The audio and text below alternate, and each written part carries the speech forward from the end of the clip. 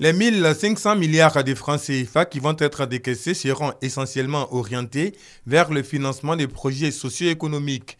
Rien qu'au titre de l'Association internationale de développement IDA, le guichet concessionnel de la Banque mondiale qui aide les pays les plus pauvres, au moins 175 milliards de francs CFA sont disponibles d'ici à décembre prochain.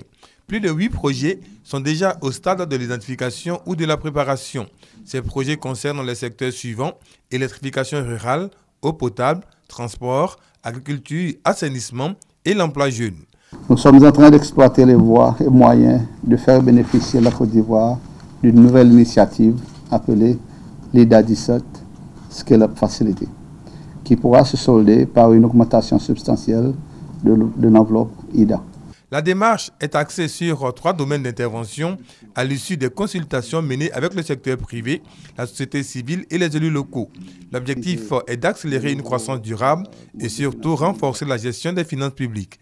Il est bon que la Côte d'Ivoire, qui vise l'émergence en 2020, puisse maintenir une croissance forte, continue et surtout que les revenus générés sont équitablement repartis tant au niveau des différentes strates sociales que leur répartition géographique. Selon la Banque mondiale, il importe aujourd'hui que les réformes pour la stabilité macroéconomique n'en affaiblissent pas et que le secteur privé national et étranger puisse jouer véritablement un rôle de catalyseur en but de créer plus de valeur ajoutée et résorber la courbe du chômage des jeunes.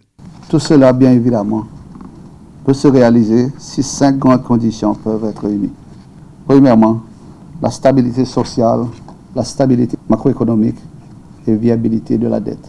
Réforme du foncier, développement des secteurs financiers inclusifs et finalement, le renforcement de la gouvernance. Une équipe de la Banque mondiale se trouve en ce moment à Abidjan à l'effet d'étudier la mise en place des financements alliant IDA et d'autres sources de financement dans le secteur de la transformation, de l'anacarde et du cacao.